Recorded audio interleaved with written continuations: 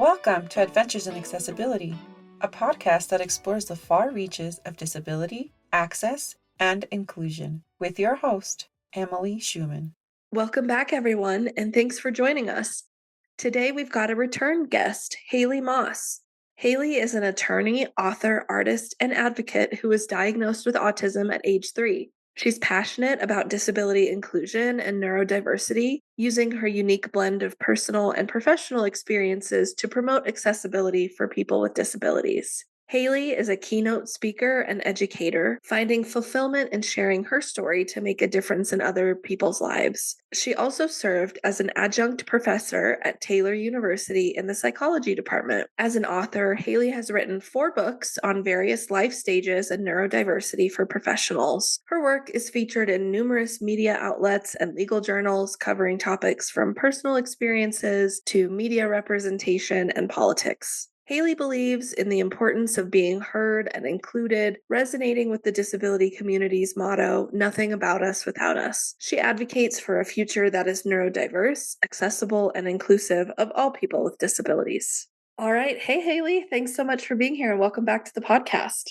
Thank you so much for having me. So you were first on our podcast back in April of 2020. Hopefully listeners have heard that, but if we do have some new listeners, can you just give us a description of kind of who you are and what you do? Sure. So my name is Haley Moss. I am an attorney by trade and an educator by choice is always how I like to describe myself. I am proudly autistic. I am an advocate. I love getting to help people understand neurodiversity, autism, and related disabilities. And I'm also the author of several books. So I always just say I am an all-around nerd when it comes to things that involve cognitive disabilities and differences. It just makes me excited and I get to somehow talk about it and help other people feel empowered and less afraid to have hard conversations. So I think what I do is pretty cool. I think what you do is cool too. So tell us a little bit about your books. I know at the time we recorded last, you had published one for middle schoolers, and I think you were just working on one for college students. Has it been that long? Wow. Yeah, it's been 4 years. That's been a long 4 years then, because where we're at now, so in 2021, I had Great Minds Think Differently, Neurodiversity for Lawyers and Other Professionals come out that benefited all sorts of professionals. That was published by the American Bar Association, which made me feel like so important and so cool because I can't believe that a bunch of lawyers and senior lawyers and well-seasoned folks and professionals had faith in 20-something me to get that done. So I thought that was extremely cool. And I also in 2021 had the Young Autistic Adults Independence Handbook come out. And now that we are in 2024, oh my gosh, where does the time go?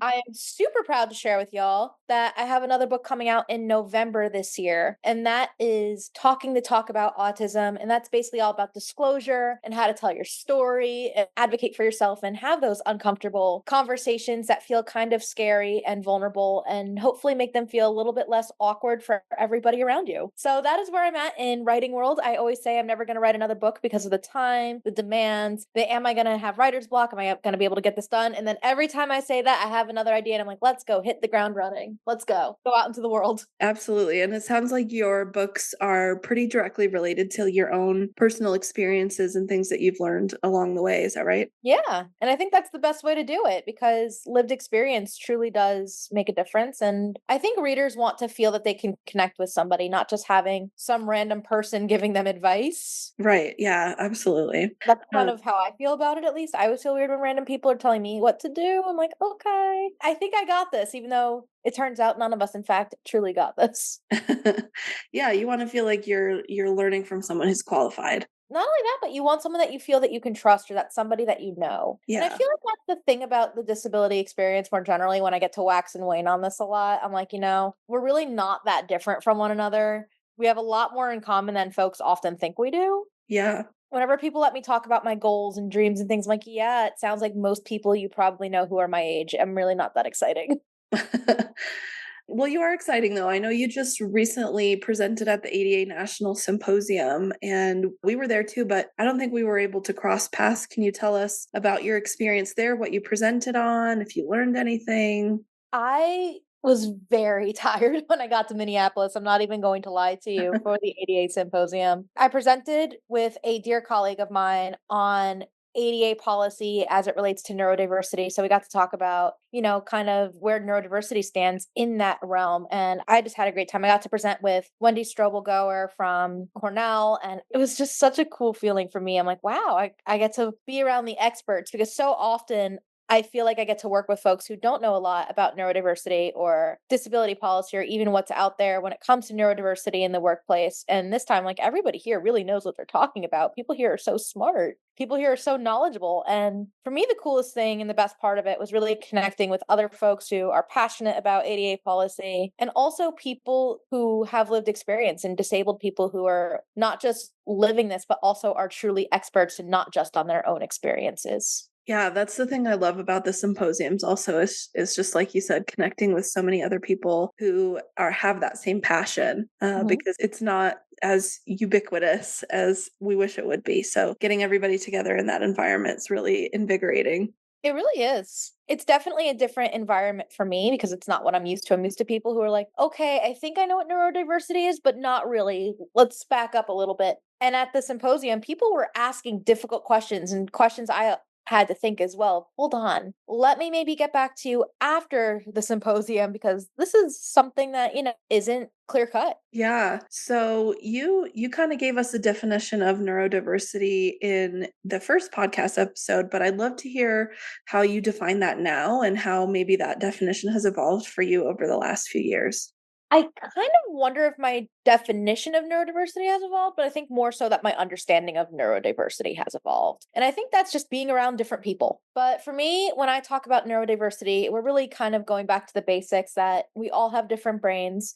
And that includes everybody when we think of a neurodiverse society, because not everybody thinks the same. No two brains think alike, for that matter. And really just kind of understanding that whether you're neurodivergent or neurotypical. And when we think of that, I always tell people that neurotypicals are the majority of people, not the normal people. What the hell is normal anyway? That's always what I find myself saying. Please excuse my language, but it's something I genuinely think about a lot, because nobody really knows what normal is. And when we think of neurodivergent people, I think of it more as a minority of maybe people who don't necessarily measure up to our society's ideas of what is expected, or, traditionally accepted when we socialize with and communicate and process information around us. So I don't like to use specific diagnostic labels to define who is neurodivergent so much, but I Mhm. always say neurodiverse individuals and neurodivergent individuals do include autistic people, your people with ADHD, learning disabilities, acquired cognitive disabilities, intellectual disabilities, mental health conditions, and there's no real one size fits all. And I think what also has made my definition of this evolve even more, at least my understanding, is really recognizing that neurodiversity is intersectional, and not just in the traditional form of intersectionality too, of race, gender, sexual orientation. You get the gist.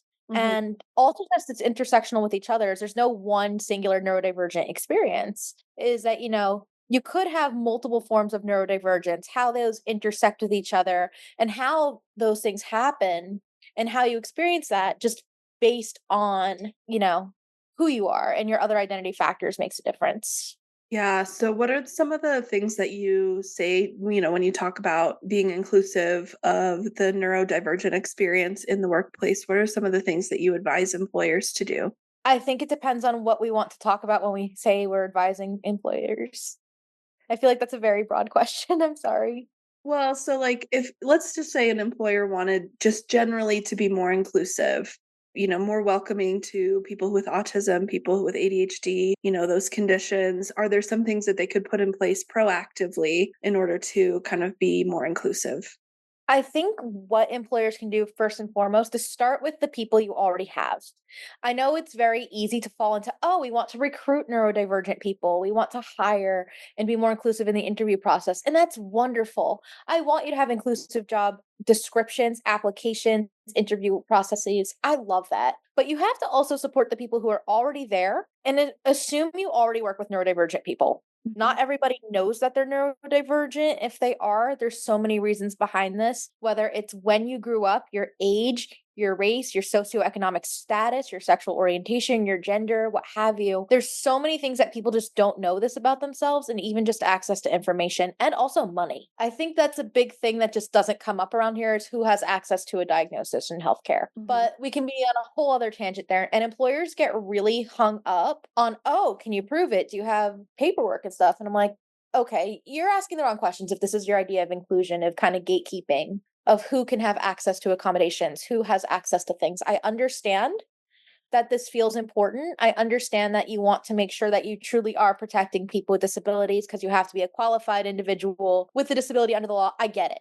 But I also think as best practices, I always want to assume the best of everybody. No one's really going to lie about these things being difficult, generally speaking. I genuinely assume the best. And I think employers also need to realize, accommodations and different adjustments across the workforce benefit all sorts of different people. I want us to look at this as something that we do as good practices, not as an afterthought, but being proactive. Even just having an agenda, having questions prepared in advance, making sure we know what's going on, having remote hybrid options, having closed captions. All of these things make a difference, not just for the neurodivergent or disabled people you're with, but genuinely helps a lot of other people. I like to explain that a lot of the accommodations that I've asked for have helped people who maybe are just multitasking. They've also helped people who are working parents or caregivers to aging relatives or just don't have reliable transportation for whatever the reason may be. We really are just leveling the playing field and being empathetic and really letting go of certain standards. Because what happens a lot at work that I've noticed is people focus on this ideal candidate or ideal employee, that you're someone who's very sociable, someone who's very outgoing, someone who's very good at peopling, for lack of a better word. And not all jobs, not all roles involve great people skills or require you to be on socially every single day, 24/7. If we're just going by who we think would be fun to hang out with or seems very charismatic and good at peopling, for lack of a better description, you're going to be disappointed. You're going to end up screening out and excluding and possibly not giving deserved opportunity to some really awesome people. So I think it's really important for workplaces, managers, and corporate culture to recognize there's so many different ways to be human because you're going to end up excluding people that would genuinely benefit your organization. Yeah, those are all really great points. And I love the emphasis on, pointing out that a lot of times when we put in place accommodations for people with disabilities, they end up helping everyone. Everybody benefits from captions. Everybody benefits from flexibility and just individualized treatment. Yes. So I'm curious to know kind of what is your perspective of some of the things that we've seen in the media around autism over the last couple of years. I'm thinking of things like Love on the Spectrum, for example, or some of the other TV shows where autistic characters have been in a main role. Oh my gosh. I feel very different about this when we talk about fiction versus nonfiction. So you brought up Love on the Spectrum, which is nonfiction, and I think that might be a great place to start. When we talk about documentaries and nonfiction, what always kind of rubs me the wrong way personally is I watch them and I go, is this how the neurotypical people view us? And seeing autistic stories told through a neurotypical lens feels very strange. That you're like, are we a zoo exhibit? Are they gawking at us? Are they laughing with us, at us? Or are they like, oh, look, those cute little autistic people falling in love? Like, I just don't understand how the neurotypicals take this. I look at it as confusing because a lot of the people who have been on Love on the Spectrum are people I've worked with and people I've known. That I genuinely know some of the participants, the consultants, and they're amazing people. You don't get to see all that they do and all of who they are in that series. And that to me is a little bit of a disservice. And I will never fault anybody who participates in a documentary or a reality type show. I watch a lot of reality TV. I love dating shows. But the way that that show in particular treats their characters and subjects, because I wouldn't say they're contestants, it feels kind of like watching National Geographic in the worst way, is always how I describe it, is when I watch people on dating shows, they're not gonna go, "Oh, this is John, and John likes playing video games, reading nonfiction, and really hates bright lights." No, we're gonna see John out to dinner or out with friends and talking about what John wants to find in a partner and why John likes video games and is giggling about video games with whoever he's on a date with. Like, I just don't understand the kind of difference in treatment, and it makes me feel uncomfortable. I want to see just autistic people on a regular dating show, honestly. And that's why I loved when Demi Burnett was on The Bachelor. And then she found out she was autistic later on. And I'm like, that's awesome. I'm happy for this. And then I think about fiction because fiction to me is super interesting. I know since probably we last talked was the big explosion in the Korean drama Extraordinary Attorney Woo, which I genuinely loved. I thought it was very fun, especially because it's about an autistic lawyer, and I am an autistic lawyer. I had a vibe there. And I also learned a lot about how autism is perceived in Korea. That while it might feel very elementary to American viewers in some way, of, oh, this is kind of giving into tropes or this is giving into whatever, we want them to push the envelope a little bit more. I also recognize in different cultures that is a lot more progressive than we're giving it credit for looking at it through an American lens. So that to me was very, very interesting and an awful lot of fun to talk about. There's stuff that I wish was different about that show, but I appreciate that it means that people feel like they can relate to me a little bit more, which that one's been more of a net positive for me than Love on the Spectrum because people have asked me the weirdest questions due to Love on the Spectrum. So, as far as my fiction versus nonfiction there, it's interesting because I always see how the neurotypicals take this information and bring it to me as like their autistic friend. As they'll be like, so, do you do this thing that this character does? Or with Love on the Spectrum, this has happened to me since the show came out in 2020. I would have people that I'd meet at events or even just people that I friends with or whatever, and they'd be like, so on the show, they're only showing autistic people dating autistic people. Do you only date autistic people? Or that's what you want, right? And I was just like, this is weird. Nobody has ever thought about this before the show. I thought that, people are people, but I guess not. And it ended up giving rise to new stereotypes and preconceived notions that I didn't really think were a problem or that really existed in my life. Whatever representation we get, no matter how big or small, inadvertently ends up impacting my life for better or worse.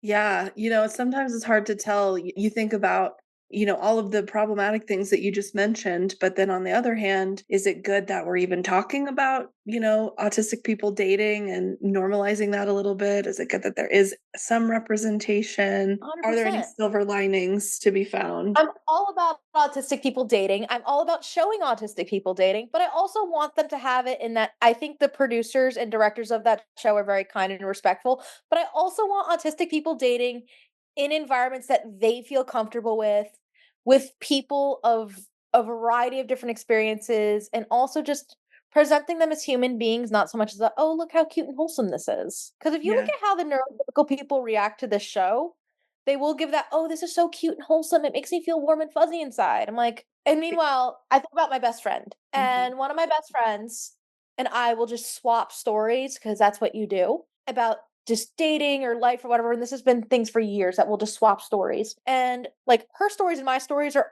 eerily similar, and that's kind of the beauty of it, right? Is that it's not like, "Oh, no, I had this completely other experience," or, "Oh, no, I was on a date and this guy was treating me like a self-narrating zoo exhibit." Like, no, I didn't have that same story. My story was, maybe they're just not a good communicator, or this person just seems kind of off, or there's just not a connection. Like, I want us to have the full variety of experiences and not have kind of the autism be center stage every 2 seconds. Right. Yeah, it could be a little bit more of a nuanced approach. Let me have a full personality. I want to remember more about the people than their disability. That disability is a huge part of our identity, and autism is a huge part of my identity, but it's not my whole personality. It's not my entire existence. I like to talk about my autism in kind of like a solar system analogy. Is everybody thinks that the autism is the sun if my life was a solar system, that Mm. they think it rules everything around me and it is the heart of my universe. And it's not. It is a planet at best, but most days it's just kind of like the space junk that crashes into planets. It's more like an asteroid, is always how I say it. Because, your sun might just be like your core values, your heart, your brain. And then like your planet's like your family, your interests, your goals, your hobbies, your this, your that, your friends, your home, all of that, your kids, your dog, whatever, like all that stuff's probably your planets, right? And then, you have your asteroid that crashes into your planets of, oh my gosh, this sensory thing is making my job that much harder. Or I'm struggling to understand the social cues, or why am I afraid of the sound of my washer dryer? Or why do I always need somebody else to pick me up and take me places because driving is hard? It's more like an asteroid, you know what I mean on that? Like it's really strange because every time it's perceived, it's somehow the center of the universe and that core personality thing. Not so much of, oh, this can sometimes be something I laugh at, something that is just there, something that is an inconvenience, or it could just be a filter on top of the whole thing, depending on the day almost. Depends on how much I think it impacts my day-to-day functioning per se. But people view my experience and that lens through pop culture. And I'm like, it's really not as big of a deal as they make it out to be sometimes. I mean, I understand that autism is very disabling and very much more pronounced for other folks. But for me, I'm like, it's really not the center of the universe. And I want you to know more about me as a human being and see just beyond that. I want you to know me as a person. And I think I don't claim to speak for anybody else, but I do think that a lot of us want to be seen as fully as possible. Right, of course. I think, yeah, that's every human. We all want to be known in a deep, meaningful way. One of the things that you had talked about on your previous episode on our podcast was, something not related to your autism, which was kind of your status as a lawyer. And I wondered, at that time, you had kind of just gotten away from litigating, but you talked about the possibility of getting back into that eventually. And so I'm wondering, are you still thinking you might want to get back into that, or are you just really enjoying your work as a consultant, speaker, educator? I'm having a great time, but you never know. Life can do interesting things. I think there's a chance in my life that I will go back to litigating, but I can't say for certain. Yeah. You never know. And tell me about some of the things that you've been really proud of over the last couple of years, the work that you've done and things you've had a chance to accomplish. I am proud of myself sometimes for just surviving. And I know that sounds silly, but sometimes I'm proud of myself and you know what? I am doing the thing. I think I'm making a difference for other folks. And that to me is such a blessing. I think it's very exciting getting to learn something new every day in this community. I enjoy getting to write and tell stories. Doing this work has made me more of a lifelong learner than I ever expect to be. And I say that because I get to interact with a lot of different people from different backgrounds, different places, different everything, different life story than I will ever have personally. And they might teach me something about myself, about themselves, about the world around them. And then I am fortunate enough that I could take that with me and then share that wisdom or knowledge with other people. And I think that is such a blessing. Genuinely. Also, I have a different appreciation for whatever home is supposed to mean, which is something I always say is really silly. And I'm really proud of that too, is having gotten to travel around the country doing this work and even going to go international for this work too. It gives you a different appreciation for when you do get back in your own space and get to come home and you're like, wow, there are things I didn't think about that I appreciate more. So I think it's just given me a very interesting lens. And also, as I get older, I have a different appreciation for things. So it's like, yeah, I could be sitting here saying I'm really proud of some accomplishment that you won some gold star, that there's some great awards and accolades and recognition that I've received. And I'm very humbled by that. Like I can be saying that's the stuff I'm proud of. And I'm like, you know what? At the end of the day, I'm proud of myself for getting out there.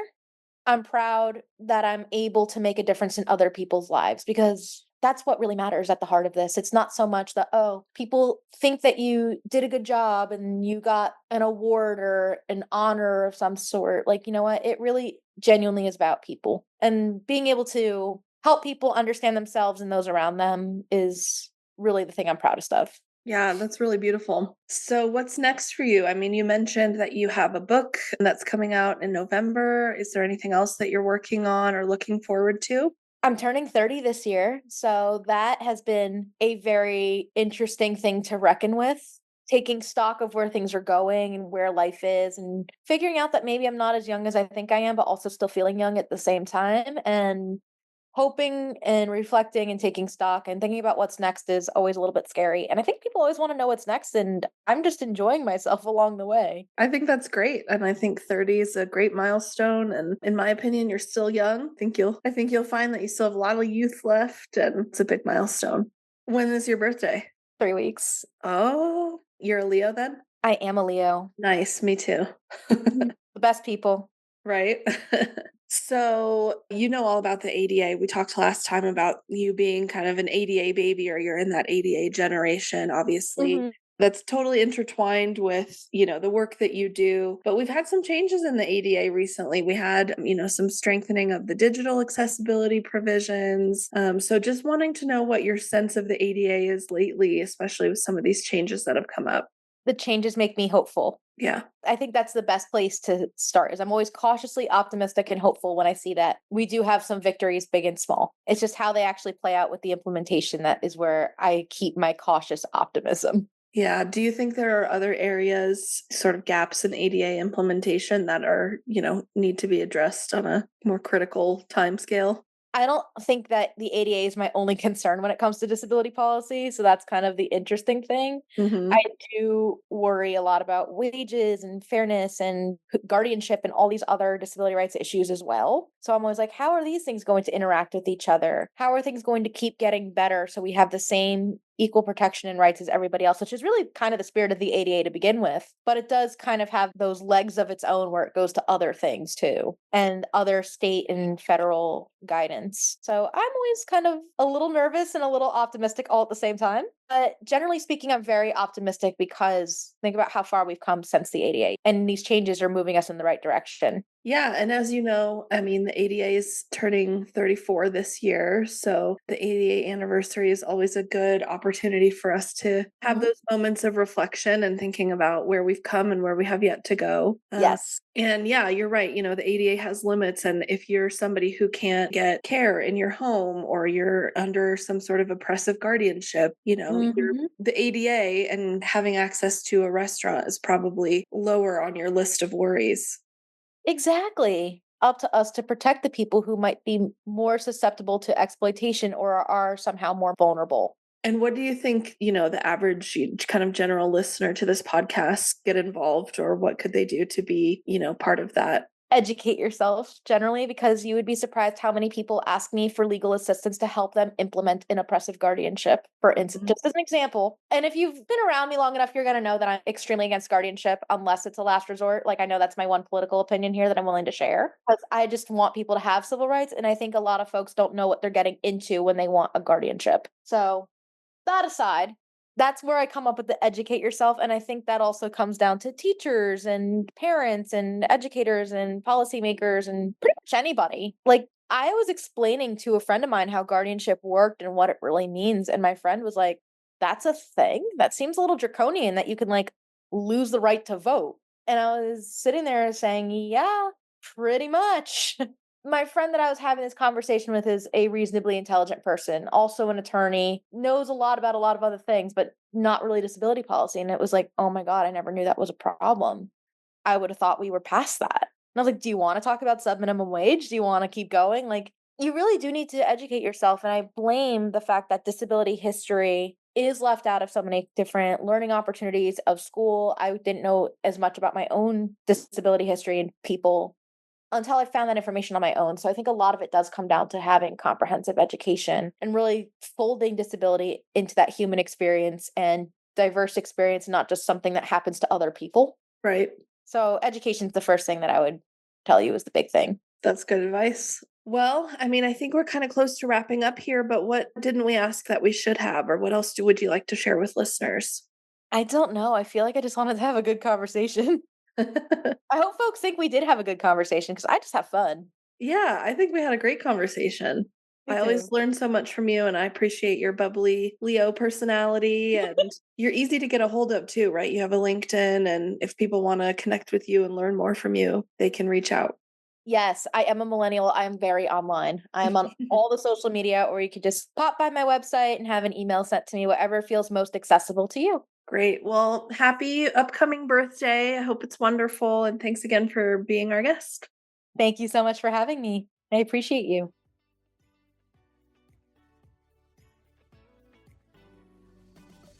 Thank you for listening to this week's episode of Adventures in Accessibility. Tune in next time for another dive into the unknown. Adventures in Accessibility is hosted by Emily Schumann, and Jessica Lucinia is our sound engineer. This podcast is a project of the Rocky Mountain ADA Center and is funded under a grant from the National Institute on Disability, Independent Living, and Rehabilitation Research, grant number 90DPAD0014. This production is intended solely for entertainment and informal guidance and should not be considered legal advice. The opinions expressed by guests are not necessarily held or endorsed by the Rocky Mountain ADA Center.